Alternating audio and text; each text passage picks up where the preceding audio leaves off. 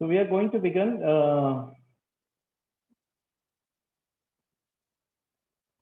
I just wanted to check. Give me a moment. Yeah.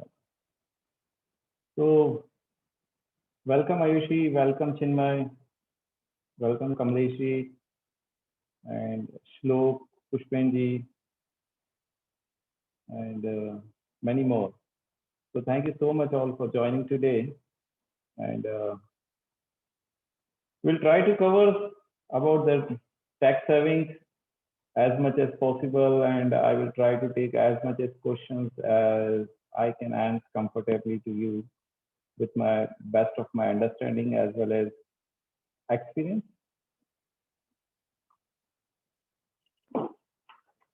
So before starting the thing, I just wanted to know if anybody from you can tell me if any specific query you have so that we can list down the queries in the chat box itself. And finally, we are able to take one by one. And Ayushi, I have a request. You can note down all the queries, whatever we receive in the chat box so that we can take them and we will not miss any of the query. So this webinar session today is I wish more for addressing the things which are related to query because it should not be more on the one side talk. It will be more interactive. This is my expectation and wish to do and move forward. तो अगर किसी के भी पास कोई भी tax saving से related query है जो इनकम टैक्स की saving by way of investment के बारे में कुछ भी जानना चाहते हैं किसी भी प्रोडक्ट के बारे में तो प्लीज आप चैट बॉक्स में नोट करें और मैं कोशिश करूंगा कि उनको हम लोग कवर कर सकें और ज़्यादा से ज़्यादा हम बेहतर इसमें इंफॉर्मेशन को हमारे पास ले सकें so that we can take और any investor can take a better informed decision related to investment and related to tax savings also. मेरा सिर्फ सबमिशन कुछ चीज़ों को लेकर है कि कई बार ये इल्यूजन होता है कि हम इन्वेस्ट कर रहे हैं उससे टैक्स की रिबेट मिलेगी तो उसके ऊपर जो इनकम आनी है उस पर टैक्स रिबेट मिलेगी या नहीं मिलेगी साथ में क्या एक बार इन्वेस्ट करने पे जब तक हम निकालेंगे नहीं जब तक सेम अमाउंट की टैक्स रिबेट मिलती रहेगी क्या ये भी कई बार बात आती है तो there are lot many questions related to this जो कई बार हमें कंफ्यूज करते हैं और इन्वेस्ट करने से रोकते हैं कई क्वेरीज मैंने जो अपने एक्सपीरियंस से लोगों से जानी है कि क्या इंश्योरेंस करने से ही टैक्स रिबेट मिलता है या नहीं मिलता है क्या पोस्ट ऑफिस के प्रोडक्ट या इंश्योरेंस प्रोडक्ट टैक्स सेविंग के लिए बहुत अच्छे होते हैं नहीं होते हैं क्या उससे कोई बेहतर और ऑप्शन हो सकता है which we can take and get the tax benefit out of from that. So tamam tarah ki queries we will try to cover as much as possible and let's see at least at the end mujhe aisa lagta hai we are able to address something. So Ayushi, you are taking the note. Okay, thank you so much. So I'm going to begin. I think it is already 3-4 minutes post 3 and we are going to start about the thing. Let me start with introducing myself.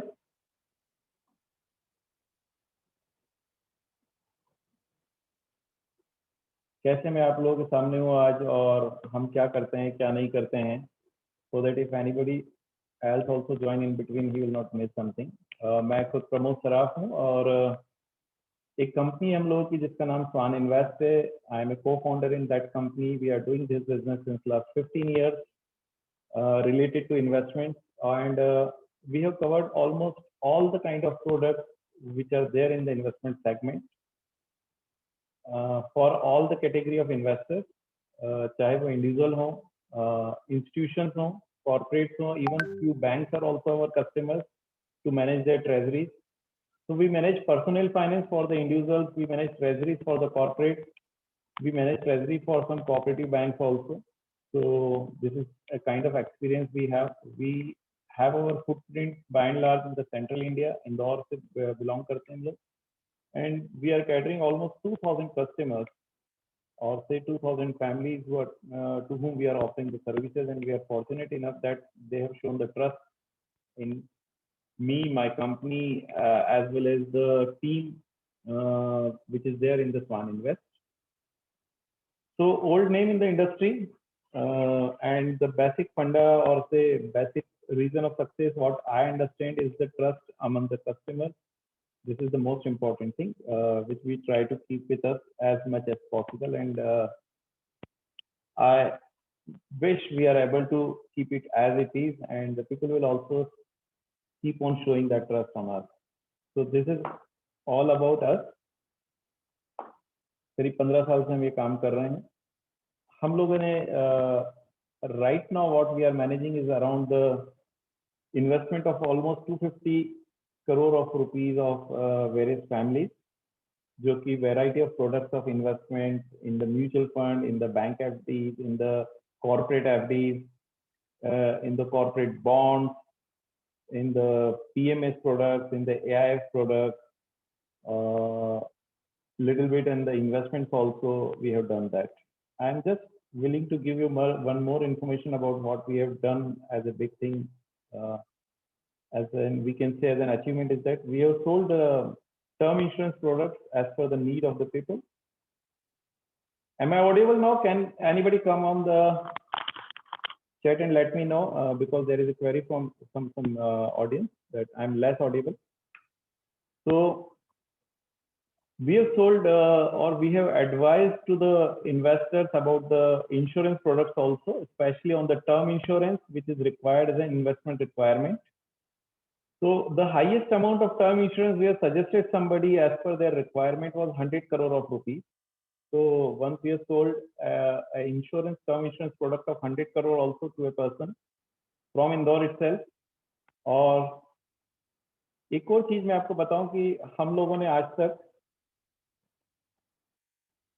Investment जो 2000 families की मैं बात कर रहा हूँ उसके अंदर we have the investors from 500 rupees also, and हमारे पास 50 करोड़ रुपए 70 करोड़ रुपए इन्वेस्ट करने वाले भी इन्वेस्टर्स हैं हमारी कंपनी में.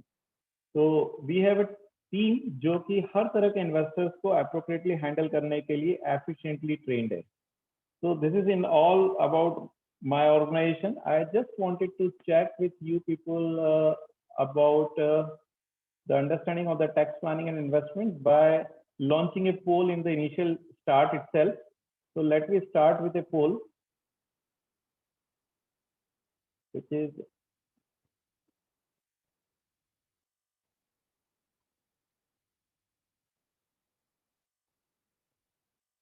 there is a poll question. There are two poll questions actually. You can answer in another 10 seconds.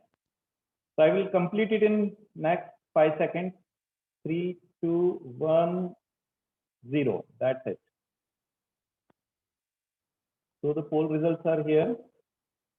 How many of you do the tax planning either self or professionally help? Self 25%, which is a good number.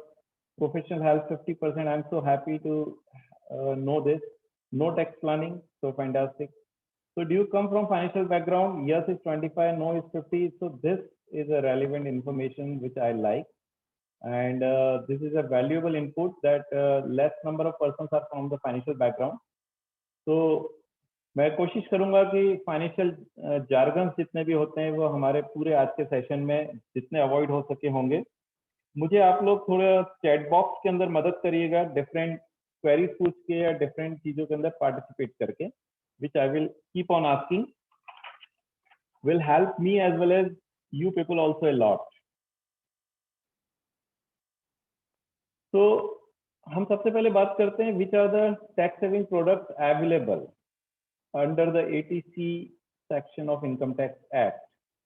ये वो products हैं जिनके मार्फत हम लोग tax saving कर सकते हैं. Public provident fund, employ provident fund, जहां पर हम लोग पब्लिक प्रोविडेंट फंड में खुद इन्वेस्ट कर सकते हैं और इसका अकाउंट खुला के इन्वेस्ट करके अप टू 1,50,000 रुपीज टैक्स की रिबेट ले सकते हैं. इसकी एक और सबसे बड़ी खूबी होती है कि इसके अंदर जो इंटरेस्ट आता है वो भी टैक्स फ्री होता है. इसका interest government of India in routine declare करती है, मिनिस्ट्री ऑफ फाइनेंस डिक्लेयर करती है. Life insurance is a famous product, हम सभी जानते हैं, हर किसी के पास लाइफ इंश्योरेंस घर घर में मिल जाता है।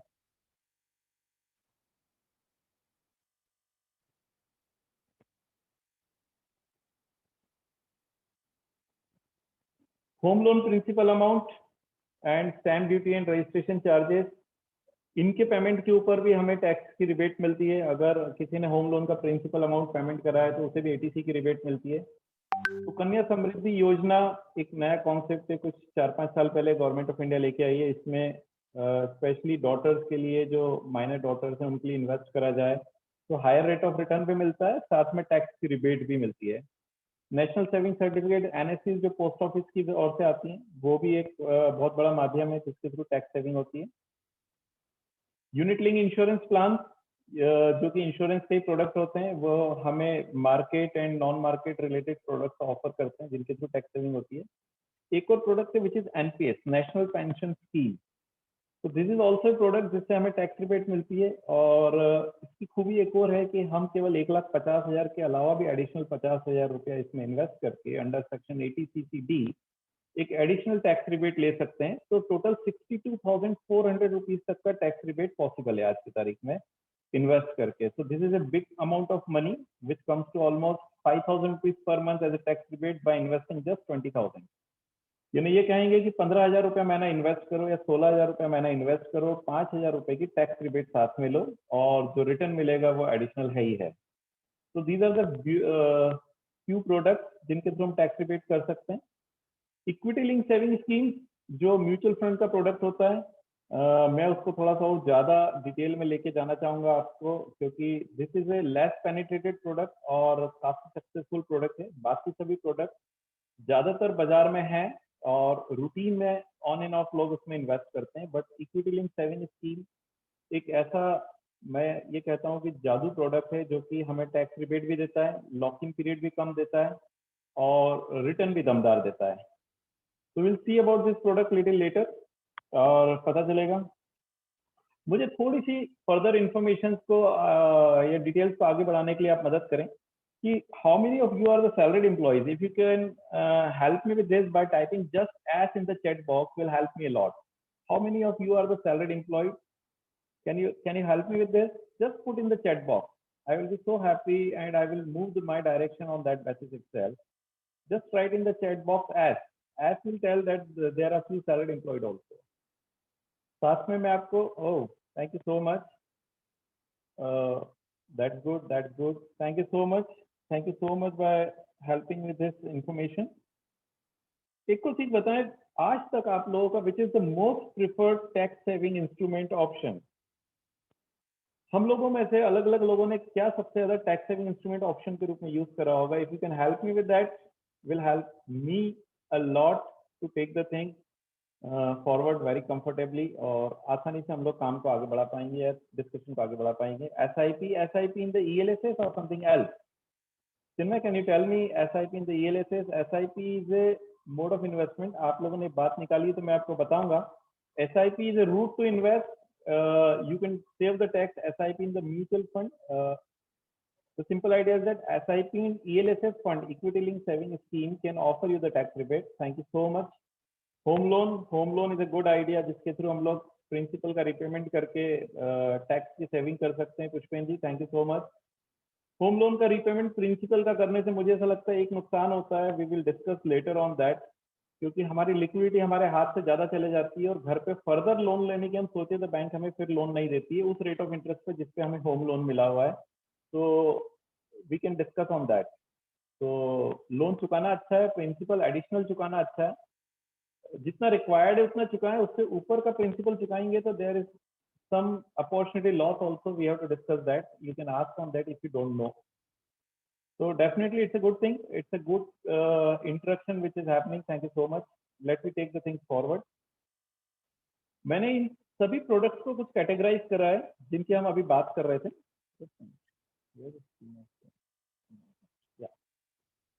फिक्स डिपॉजिट जिसके थ्रू टैक्स की सेविंग होती है, बट उसके अंदर जो फर्दर इनकम आती है इंटरेस्ट के रूप में, that is taxable. This is the drawback of that product.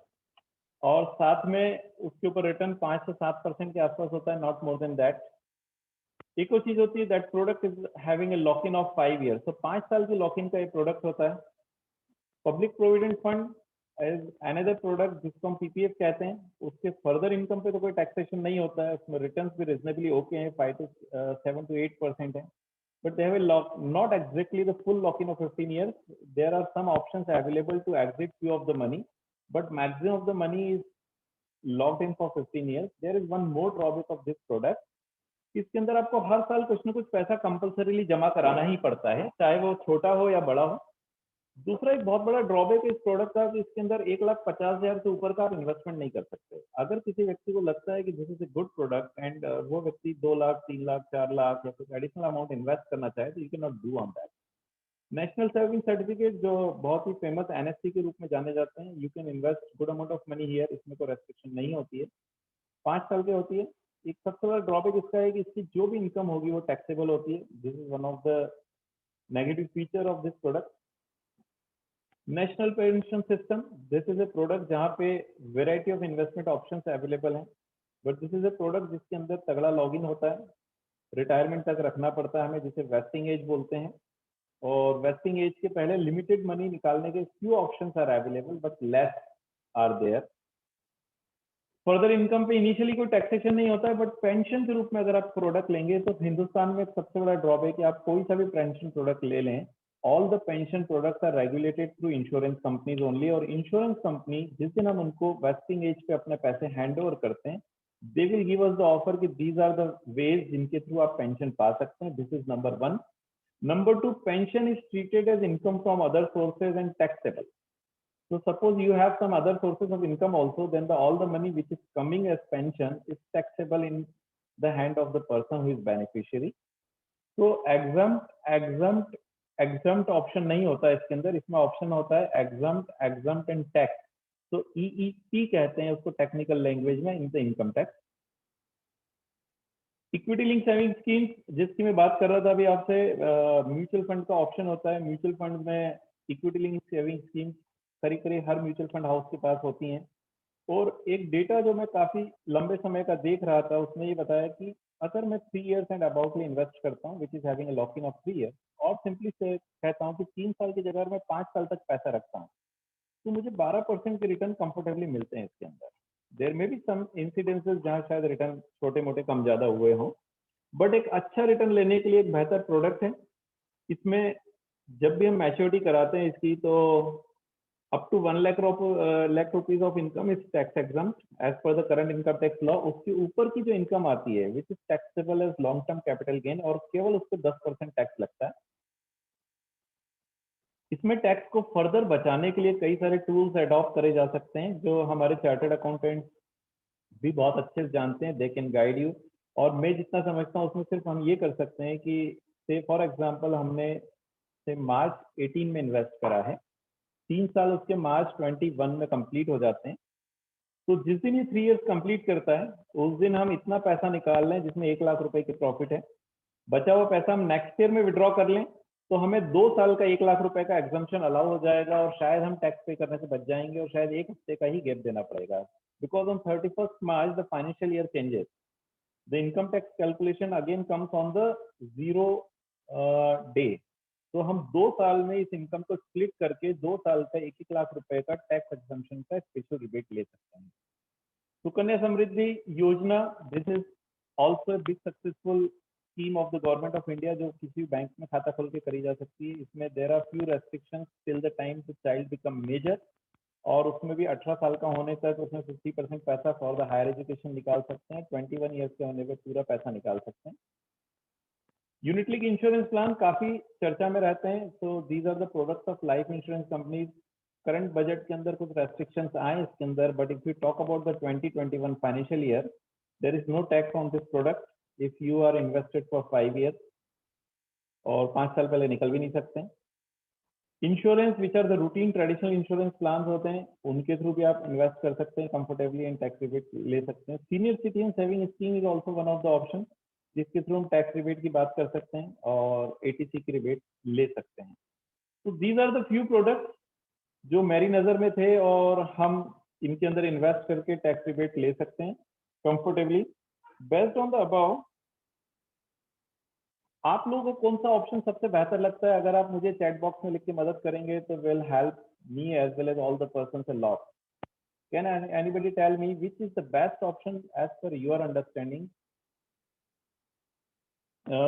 चिन्मय जी, आपका एक क्वेश्चन है, बड़ा इंटरेस्टिंग है, जो कि कहता है कि which is more beneficial, ELSS और लिक्विड फंड। तो मैं एक चीज क्लियर करूंगा, ELSS is having the offer of income tax rebate under section 80C, but liquid funds don't have a option to take the rebate under section 80C। This is number 1।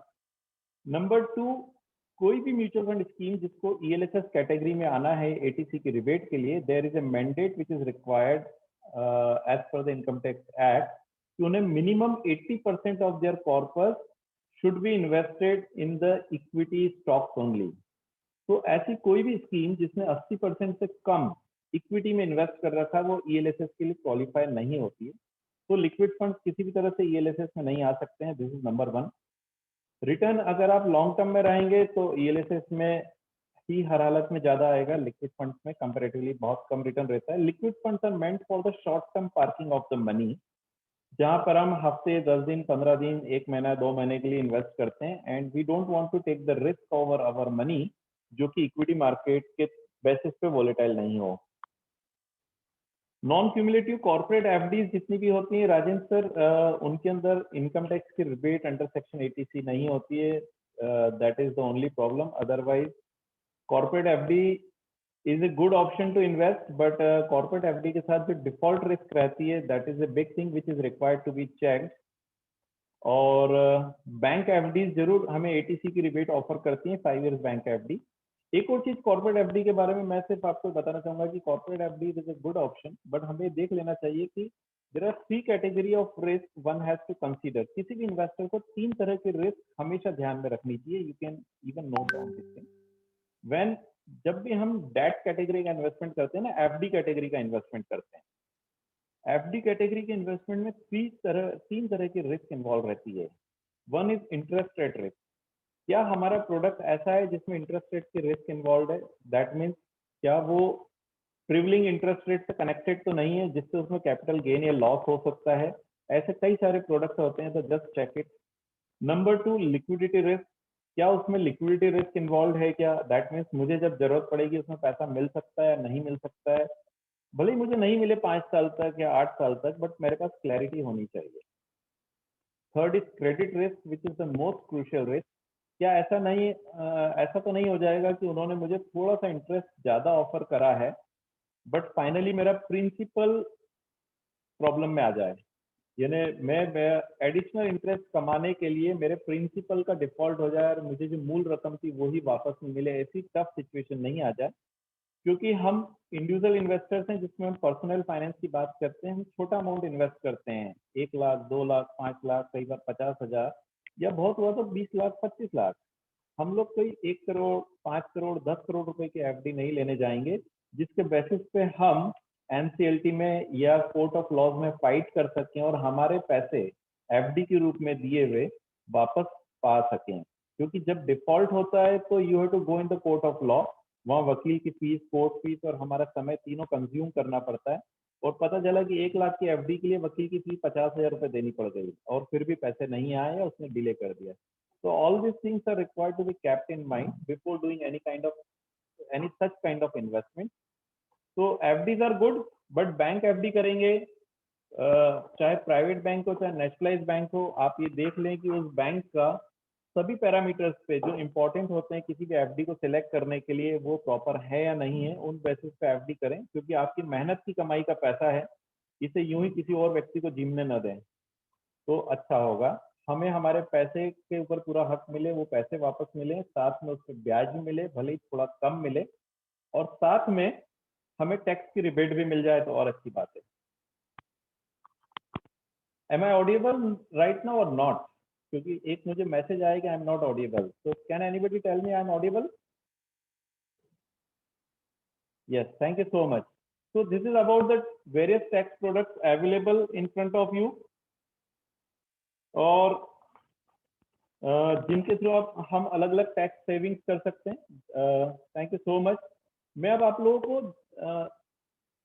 से जानना चाहता हूं कि इनमें से कोई ऐसी स्कीम है which you feel most attractive. जैसे कुछ लोगों ने बताया ELSS में आप लोग इन्वेस्ट करते हैं, तो ELSS डेफिनेटली एक बहुत अच्छी स्कीम है टैक्स सेविंग करने के लिए। तो मेरे पास कुछ डिटेल्स हैं अबाउट द ELSS प्रोडक्ट, जो कि शायद आपकी मदद करे, काम आए और बेहतर डिसीजन ले सकें। Open ended equity mutual funds होते हैं जिसके अंदर ELSS स्कीम्स होती हैं। हर म्यूचुअल फंड कंपनी के पास, या ये कहें by and large maximum mutual fund companies के पास ELSS प्रोडक्ट होते हैं। इसके अंदर आप इन्वेस्ट करें, 500 रुपए भी कर सकते हैं, 50 लाख रुपए भी कर सकते हैं। There is no restriction on investing the money. 1.5 lakh रुपए ने 1,50,000 रुपीज तक के इन्वेस्टमेंट पे टैक्स रिबेट मिलती है। इससे ऊपर के इन्वेस्टमेंट पे कोई रेस्ट्रिक्शन नहीं है, but you can not claim the tax rebate on the investment. Tax rebate on the withdrawal जो मैंने 1 लाख रुपए की बताई थी और 1 लाख रुपीज की बताई थी, that is available on the whole money, जितना भी आपने इन्वेस्ट करा। So this is an open-ended mutual fund, dual benefits of initial tax saving as well as capital appreciation, क्योंकि capital appreciation की opportunity इसमें काफी ज्यादा रहती है। Open-ended mutual fund which primarily invests in the stock market, which is a opportunity market, and when you invest in the stock market for say longer duration of time, 3 years and above, or we may roughly say 5 years and above, then the probability of earning good rate of return is more. इसका advantage हम इसमें ले सकते हैं। For liquidity one can opt dividend option, this is among the biggest benefit. मेरे ख्याल से यह ऑप्शन हर प्रोडक्ट में अवेलेबल नहीं है, which is available in the ELSS fund. यहाँ पर अगर आप एक ELSS म्यूचुअल फंड सिलेक्ट कर लेते हैं, उसमें 1,50,000 इन्वेस्ट कर देते हैं। से for example somebody has invested 1,50,000 on 31st of March and taken a rebate of 1,50,000 rupees on the tax payment, and tomorrow on the 1st of April or 2nd of April the company comes out with the dividend declaration of 20% of your money, and आपको 20% पैसा, 20% of your money is coming back to you again. तो आपके पास liquidity का option open हो जाता है, and you can take back your money so that liquidity इसमें stuck नहीं होती है। So this is the beauty of this dividend option. Earlier the dividends were tax free in the equity mutual funds, but nowadays from current financial year dividends are taxable, so this is a drawback of this. Second, एक बहुत बड़ा advantage जो मुझे इसमें अंदर लगता है कि इसको आप अनलिमिटेड टाइम तक, परपेचुअल तक ओपन रख सकते हैं। ये suppose you invest 1,50,000 today and you are not willing to take this out, आपने टैक्स रिबेट ले लिया and the money is invested, so you can keep this money as much time for as much time as possible. 3 years is the lock-in. Post that 3 years, you can keep for any amount of time. So there is no restriction of time that आप उसके बाद इस पैसे को invested नहीं रख पाएंगे। Number 2, after 3 years lock-in tenure, this is allowed to be marked as a security in any bank or NBFC. आप इसके अगेंस्ट लोन भी ले सकते हैं। So for example, I have invested today 1,50,000. Tomorrow, after 3 years, my valuation is 2,50,000, and I find that this is a good product to invest and keep investing money as it is. और मुझे पैसों की जरूरत है कुछ समय के लिए, तो I can go to the bank and ask them कि मेरी सिक्योरिटी के रूप में अमाउंट रख लें, lend me some money, so they can offer you the loan on this security, और आप उस लोन को ले लें, आप पैसे को यूज करें, आपका पैसा एज इट इज इन्वेस्टेड है, उसको आपको निकालने की जरूरत नहीं है, और जिस दिन आपके पास पैसा वापस आ जाए या EMI के रूप में लोन को चुका भी दें, that is so simple, because loan normally बहुत सस्ते दामों पे उपलब्ध हैं। Our own money is invested at a little bit better rate of return, तो ये काम बड़े आसानी से हो सकता है और हम ये काम कर सकते हैं। तो मुझे चैट बॉक्स में सिर्फ ये बताएं कि are you willing to invest in the ELSS। अगर हम सभी में से do you have any idea कि कोई ELSS में इन्वेस्ट करने के लिए इंटरेस्टेड है, और some queries related to the ELSS investment further so that they are not willing to invest in the ELSS, या किसी को कोई डाउट है कि यार ELSS is not a good product and this is the reason ELSS is not a good product. I think there is only one reason that ELSS could not be a good product for somebody, कि इसमें equity portion 80% involve है। तो इसके अलावा इस product के अंदर कोई ऐसी चीज नहीं है जो किसी भी व्यक्ति को इन्वेस्ट करने से रोकती है। Of course it is little risky, तो that is one of the reason, but believe me, अगर आप इंडिया की हिस्ट्री देखें, and I have done a data crunching, if anybody has invested any time any day in the equity market with ELSS products. I have checked for few of the ELSS products for 5 years and above. तो उनको कभी भी नुकसान नहीं हुआ है, कभी भी नुकसान नहीं हुआ है. And this is the data. So actually risk is a volatility risk. यानी पैसे के कम ज्यादा दिखने की रिस्क के हम 3 साल तक निकाल ही नहीं सकते इसको. Suppose I invested 1,50,000 today and tomorrow the stock market crashed by 50%. My value in the statement will become 75,000, but I'm not allowed to take out the money. So it is of less sense if money is 2,50,000 or 75,000 or 1,50,000 in the statement. So post 3 years, the tide will get settled in the stock market. In the coming time, ये इतना risky नहीं रहेगा, because I have gone through, I have seen lot many investors who are keep on investing. केवल वो ELSS में invest करते हैं, and उनके CAGR return मैं 15 से 18% तक के वेरिएबल CAGR रिटर्न्स देखते आया हूँ. CAGR is a compound annual growth rate, जो कि चक्रवर्ती ब्याज होती है साधारण, और जिसको हम 5th 6th 7th 8th standard में पढ़ते आए हैं. धीरे धीरे जैसे हम बड़े हो गए ये सब चक्रवर्ती ब्याज भूलते गए हैं, बट CAGR हमें याद रहता है. तो CAGR पैटर्न पे आई हैव नॉट सीन कि 15% से कम रिटर्न लॉन्ग टर्म में किसी को आते हैं. ऑफकोर्स इनिशियली थोड़ा रिस्की रहता है, दिखता है, नॉट बल्कि रहता है. तो दिस इज दैट. जब मैंने रिटर्न की बात करी तो चलिए हम ELSS के अलावा एक बात करते हैं. There is a simple thumb rule of calculating the return. Do you have any idea वो थंब रूल क्या होता है? कुछ लोगों ने रूल ऑफ 72 सुना है. Rule of 72 is there to calculate the return. Please let me know by typing in the chat box if you know about the rule of 72. No?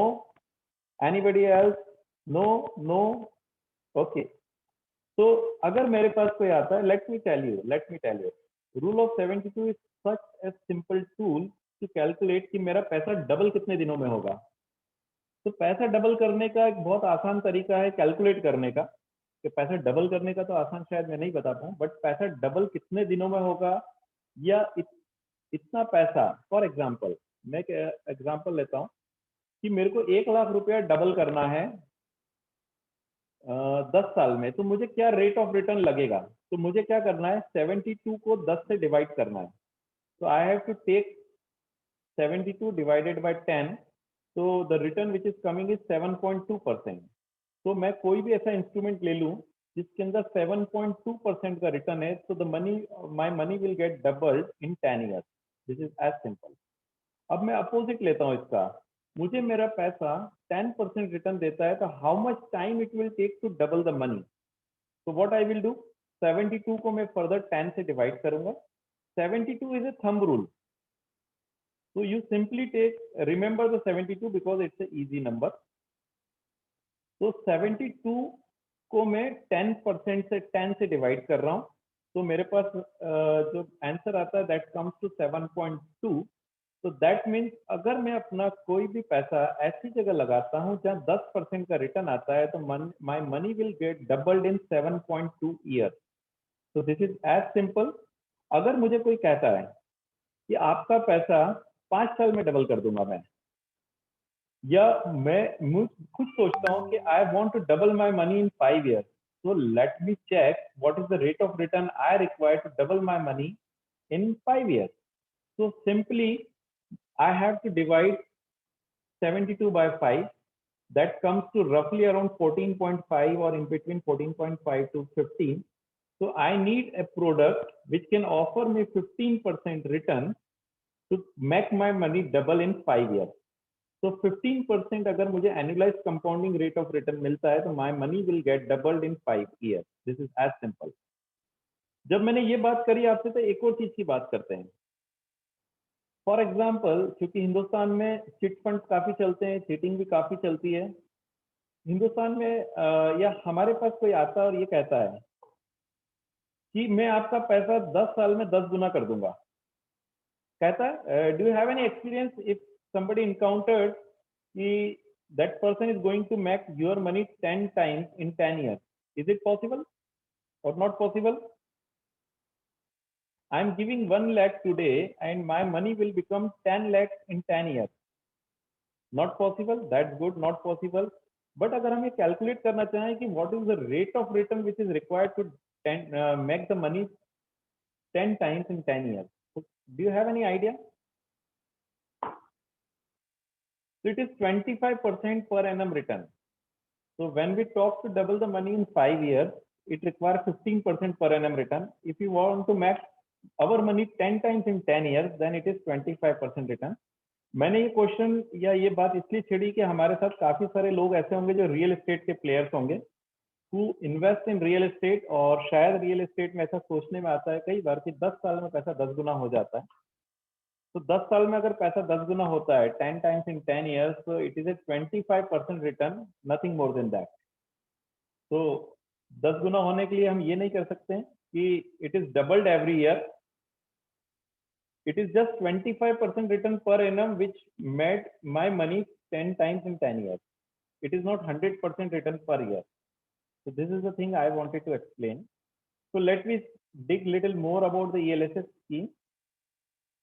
Benefits of ELSS, diversified category of mutual funds. जितने भी mutual funds होते हैं जो ELSS में invest करते हैं, they are all diversified category. You will not find any ELSS product जो केवल इधर ऑटोमोबाइल्स में लगाता है या गोल्ड कंपनीज में लगाता है, या फिर हम कहें कि एनी काइंड रियल एस्टेट में लगाता है. They are all diversified. That means वो वैरायटी ऑफ स्कीम्स में पैसा लगाते हैं. This point I just wanted to explain कि जब हम डाइवर्सिफिकेशन की बात करते हैं तो diversification is required to safeguard ourself from the volatility. हम जो रिस्क रहती है उसको मिनिमाइज करने के लिए डाइवर्सिफिकेशन यूज करते हैं.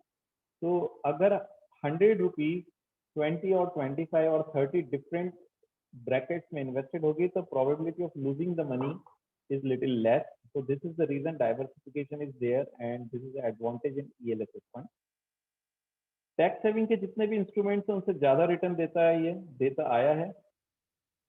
अर्निंग्स केवल 10% से टैक्सेबल है और उसमें भी first 1 lakh rupees tax free है. एंड जैसा मैंने शुरू में बताया कि उसको आप 2 years 3 years में ब्रेक कर सकते हैं, so that you can avail the 100,000 advantage in multiple years and even save on the 10% also. There is no minimum and maximum limit to invest in the ELSS fund. Lock-in period is just 3 years because this is the shortest lock-in period in the ELSS category. जैसा चिन्मय ने पहले पूछा था कि SIP करते हैं तो आपको you can do that. So you can do SIP in the ELSS fund also. Like the recurring deposit in bank, you can do SIP in ELSS mutual fund. That is possible. और एक और advantage, hassle free investment. इसको आप घर बैठे कर सकते हैं, इसके लिए किसी एजेंट को ढूंढने की जरूरत नहीं है. डिजिटली पॉसिबल है. You can do it digitally 100%. Even the KYC can be done digitally. Payment can be done digitally. Onboarding of the investor can be done digitally. Redemption also, the maturity of money, whenever you wish to take out the money, can be done easily by digital means. So 100% digital options are available to invest and to take out the money in the ELSS. So these are the beauties, few things which I can share with you about the ELSS. Let me take few more things about the ELSS. Yes, ये कुछ ELSS funds के return है of last 3 years, 5 years and 10 years. Axis has given 19% in the 3 year. It's all compounding return, 16%, 17. Bank of India has given 25, 18 and 15. Canara has given 24, 18, 15. DSP has given 20, 15, 15. Invesco is given 18, 14, 15. Tata has given 10, 13, 12% return. So you will get double-digit return minimum as per the past track record in the ELSS fund. So this is the actual performance of few of the funds you've taken from a reliable source. Is ELSS risky? As Smriti ji was asking, it is little risky. So do you have anything to share with me? Is ELSS risky? Theoretically, अगर मैं आपसे कहना चाहूँ तो theoretically yes, as the amount is invested in the equity market instruments. But अगर कोई भी व्यक्ति SIP के थ्रू इन्वेस्ट करता है तो that person can diversify the investment and diversify the investment through SIP is known as rupee cost averaging. So by rupee cost averaging, the various markets can be covered and that helps in reducing the risk.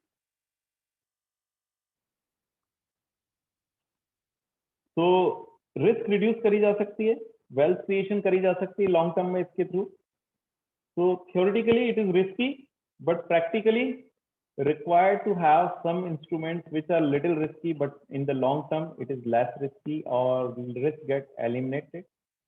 That is more important. Depends on the individual situation. Suppose there is any person who is not willing to take risk or whose capacity is not there to take risk, then of course we have to consider the risk also into consideration and adopt the appropriate product which are less risky or zero risk or more risky, depends on the situation.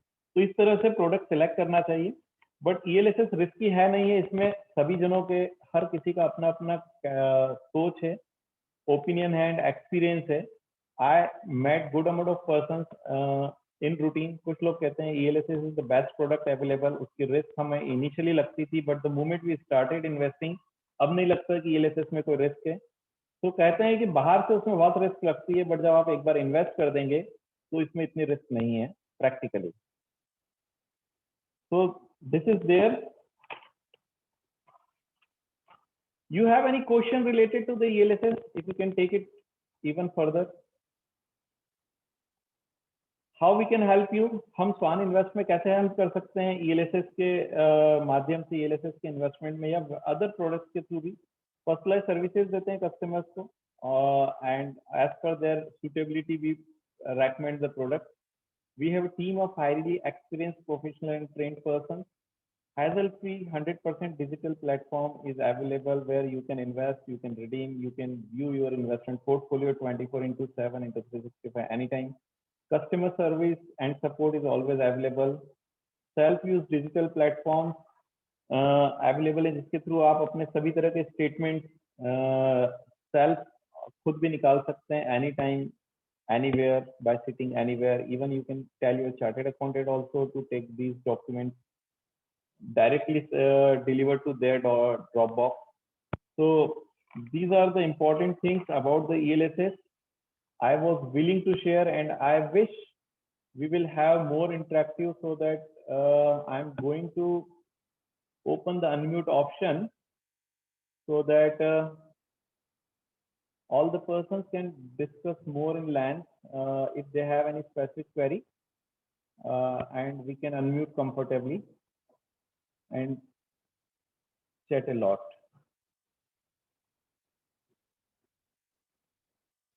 So I opened the unmute option. अगर किसी के पास भी कोई query है जिसे मैं address कर पाऊंगा तो I will be happy. And Ayushi, आपके पास कोई नोटेड स्पेसिफिक क्वेरी है तो please take it over the voice itself, so हम उसे आगे लें. So please begin. Ayushi, do you have any query noted? Yes, sir. So we received one query from Mr. Chinmay Kulkarni at the beginning of webinar, where he asked us, is there an instrument where you can build wealth while saving taxes except mutual funds and SIP? So I think we have discussed all the options at length. Okay, पर फिर भी मैं एक कोशिश करता हूँ इसे बताने की. मैंने देखा कि जितने भी हमारे बाकी इंस्ट्रूमेंट्स ऑफ इन्वेस्टमेंट हैं जहाँ पे हमें टैक्स सेविंग्स मिलती है, ATC की रिबेट भी मिलती है, they have a maturity. Final there is a destination maturity की इस समय बाद जाके मैच्योर हो जाएंगे. चाहे वो 3 years तो नहीं, 5 year प्रोडक्ट हो, 10 year प्रोडक्ट हो, 15 years प्रोडक्ट हो या रिटायरमेंट प्रोडक्ट हो. There is a product which is ELSS जहाँ पे परपेचुअल मैच्योरिटी है. आप जिंदगी भर के लिए इसमें इन्वेस्ट कर सकते हैं, नॉमिनेशन करके अपने सक्सेसर्स को उसको ट्रांसफर के लिए छोड़ सकते हैं. एक और खूबी होती है कि बाकी इंस्ट्रूमेंट्स आपके इन्वेस्टेड हैं, नॉमिनेशन भी वहाँ मेंशन्ड है, till the time the document is not in hand it is tough to find कि ये किसके नाम से नॉमिनेटेड है और उसको ढूंढना पड़ता है. ELSS प्रोडक्ट में once the details are there, nomination is mentioned, address of nomination is also there. So MP has made it mandatory कि every 6 months the statement is compulsorily going to the investor's place. हर 6 महीने में investor के पास उसका statement जाता है. तो by chance कभी ऐसी कोई चीज मिस हो गई होगी, हमने इन्वेस्ट करा है, तो that will come in our knowledge, automatic knowledge में आती है. और मेरे अपने अनुभव में काफी सारे ऐसे इन्वेस्टमेंट लोगों के निकल के आते हैं बाद में जो उनको पता भी नहीं था कि उन्होंने इन्वेस्ट कर दिए थे. कई बार एड्रेस बदल जाते हैं हमारे और हम भूल जाते हैं और उस पुराने एड्रेस पे चीजें आती रहती, पता नहीं चलता है, तो फाइनली किस दिन जाते हैं तो हमें डॉक्यूमेंट मिल जाते हैं, we are able to track it. ये परपेचुअल इंस्ट्रूमेंट्स हैं, इनमें कभी भी इंटरेस्ट अर्न होना या इनकम अर्न होना बंद नहीं होता। Just try to understand, there is an instrument जिसकी मैच्योरिटी 10 साल पे थी, हम उसे पैसे को निकालने नहीं गए, तो 10 साल बाद उस इंस्ट्रूमेंट पे फर्दर इंटरेस्ट नहीं मिलता है, वहीं तक का इंटरेस्ट मिलता है, और वो लॉक इन हो जाता है। जिस दिन हम पैसे लेने जाएंगे उस दिन हमें वही पैसा मिलता है that was available at the end of 10th year. But in the ELSS mutual fund, till the time you are not withdrawing the money, it is keep on growing as per the mandate of that product. So this is also one of the big beauty of this product. Further, anything else? Pushpin is asking what will be the interest rate when we take loan on ELSS. मैं दो चीजें बताना चाहूंगा sir. जब भी ELSS पे loan लेते हैं तो उसका लोन होता है, स्कीम है जिसका नाम है loan against share and securities, LAS बोलते हैं उसको। तो every bank offer this the loan under this scheme which is loan against share and securities. वहां पर आप लोन लेंगे तो इंडिविजुअल्स को उसके अंदर अप टू 20 लाख का लोन अलाउड है। Rate of interest varies on your CIBIL score as well as the bank your requirement and bank choice. But मैंने कुछ लोगों के लोन जो कराए थे वो 7% से लेकर 9% तक की रेंज में हुए हैं आज तक। तो my experience is saving 7 to 9 is the rate of interest जिसके ऊपर लोन हो जाता है। Thank you. Anything else we have to cover? Anything else if you wish to understand about the ELSS product, about the ATC rebate tax product? मेरी एक ही request है, अगर किसी ने आज तक ELSS में इन्वेस्ट नहीं करा है तो केवल 500 रुपए या 1000 रुपए इन्वेस्ट करिए एंड उसे छोड़ दीजिए एंड सी द मैजिक। क्या वो आपके सही में काम आता है? क्या वो बहुत अच्छा इन्वेस्टमेंट है? द टाइम विल टेल कि सही में वो एक अच्छा प्रोडक्ट था। So whatever be the mindset anybody is having about the ELSS product, just invest a little bit of money, little small amount of money and see the future. क्या वो सही में प्रूव कर पाया है? It's a good question. How much ELSS fund should I have in my portfolio? So ELSS is having a drawback of 3 years locking. तो मेरी नजर में सबसे पहली बात तो 1,50,000 विच is required amount for the ATC rebate. अगर आपको 100% रिक्वायर्ड है कि 1,50,000 पूरे ही लगाने तो you can invest that much money. If that is already covered then you should not have much of the money in that. Equity के लिए कितना एलोकेशन रखना है उतना एलोकेशन इसके लिए रख सकते हैं। For example, suppose there is a person who is a youngster highly qualified and in the good stable job और उसको इन्वेस्ट करना है अपने पैसे, तो मेरी नजर में उसे मोर देन 50% मनी अपनी इक्विटी में रखने में कोई हैसल नहीं है और 70% of the investment can be invested in equity. So that person can put as much as possible in the ELSS also because short term में कुछ पैसे की नीड नहीं है। But if there is a person who is of 60 years of age, तो उन्हें मुझे ऐसा लगता है इक्विटी में एलोकेशन 20-25% से ज्यादा नहीं रखना चाहिए। It is a debatable issue क्योंकि I have come across few of the senior citizen जिनके पास एम्पल ऑफ वेल्थ अवेलेबल है and they have the investment mindset not for their use और for their retirement, that is for transferring to the next generation only. तो उस पैसे का use next generation को करना है तो वो 100% इक्विटी भी रख सकते हैं। तो depends on the situation of the person कितना पोर्टफोलियो ELSS में या इक्विटी में रखना चाहिए। जितना आप इक्विटी में रखना चाहें उतना पूरा का पूरा भी ELSS में रखा जा सकता है if the need of the money is not of the short term. This is my answer to you Vipul sir. Thank you. Anything else? Sir Chinmay here. Yes Chinmay please. Hi, आपने जो ELSS फंड्स के return rate दिखाए थे जी, उसमें 3 साल के जो rates थे वो ज्यादा थे कंपेयर टू 7 years और 5 years। So Yeah. Does that mean कि 3 साल सिर्फ 3 साल रखने से ज्यादा फायदा होता है और 5-7 साल रखने से उतना नहीं होता है? Thank you so much for this question sir, बहुत अच्छा क्वेश्चन है। मैं आपको इसमें दो चीजें बताना चाहूंगा कि जब भी किसी इक्विटी फंड के हम रिटर्न देखते हैं तो ये जो रिटर्न हैं CAGR रिटर्न कहलाते हैं, कंपाउंड एनुअल ग्रोथ रेट के रिटर्न रहते हैं। एक पॉइंट टू पॉइंट रिटर्न रहते हैं, एक स्पेसिफिक टेन्योर जो आज से 3 साल पहले के लिए हुए हैं, आज से 5 साल पहले के लिए हुए हैं और आज से 7 साल या 10 साल पहले के लिए हुए हैं। अगर पिछले टेन्योर में नॉन स्टॉप कैपिटल मार्केट बढ़ा है in the shorter period. Last 2 years में अगर शेयर मार्केट ने बहुत अच्छा रिटर्न दिया है तो जितनी शॉर्टर ड्यूरेशन के रिटर्न लूंगा उतने ज्यादा अच्छे दिखेंगे। से अगर अभी हम देखेंगे तो लास्ट 1 ईयर के रिटर्न आर 92%, 2 ईयर के रिटर्न देखेंगे तो इट इज अराउंड 40-45%, 3 ईयर के रिटर्न देखेंगे तो आपने देखा है 18-20-25% रिटर्न। तो पिछले कुछ समय में इक्विटी मार्केट ने बहुत तेजी से रैली दिखाई है, तो शॉर्टर ड्यूरेशन के रिटर्न अच्छे दिख रहे हैं। हमें कभी भी कोई भी प्रोडक्ट का रिटर्न चेक करने के लिए बेस्ट आइडिया ये रहता है कि पिछले 3 इयर्स के 3 ईयर रिटर्न देख लें या 5 ईयर रिटर्न देख लें। यानी मेरे को पिछले 3 साल में अगर कभी भी पैसा लगाया होता तो अलग अलग समय पे क्या रिटर्न आया है, या पिछले 5 साल में मैंने कभी भी पैसा लगाया होता तो मुझे क्या रिटर्न आया है, that is more important to check. 3 years में वॉलेटिलिटी ज्यादा है, 5 इयर्स में कंपेरेटिवली कम हो जाती है, 7 इयर्स एंड 10 इयर्स में और कम हो जाती है। तो the best idea to check is the longer period return, because equities में पर्सनली 3 साल is a short term, 7 years is the most ideal investment horizon जहां पे इंडियन इक्विटी मार्केट में इन्वेस्ट करना चाहिए। तो 3 इयर्स रिटर्न देख के कभी भी इन्वेस्ट नहीं करना चाहिए। To give you the specific answer. जी, thank you so much. Pleasure. Anything else sir? Ayushi, do you have some more questions or we'll close for today? I guess we have answered all of them. So in the last I can urge कि किसी ने भी ELSS में invest नहीं करा हो तो please हमें मौका दें कि हम इन्वेस्ट करवा सकें आपका, आप कर सकें, चाहे कहीं भी करें, बट एक बार ELSS में इन्वेस्ट करें। This is extremely beautiful product, बहुत ही अच्छा प्रोडक्ट है इन्वेस्ट के लिए, और टैक्स रिबेट भी मिलती है इसके अंदर, और लॉन्ग टर्म कंपल्शन देता है, क्योंकि कई बार इक्विटी में आने के बाद लोग बहुत जल्दी पैसा निकाल लेते हैं, बट यहाँ 3 ईयर से पहले निकलने की गुंजाइश नहीं है, अपॉर्चुनिटी नहीं है। तो the money will be invested for 3 year. तो एक अच्छे रिटर्न की और वेल्थ क्रिएशन की ओर बढ़ने की अपॉर्चुनिटी मिलती है। Thank you so much for listening me today, और हम इसी तरह के सेशंस आगे भी करते रहेंगे, and we will keep on knocking. If they interest you, please do join us, and हमें मौका दीजिएगा so that we are able to come as much as possible. Thank you so much for joining us today. Thank you so much. Bye bye. Bye bye.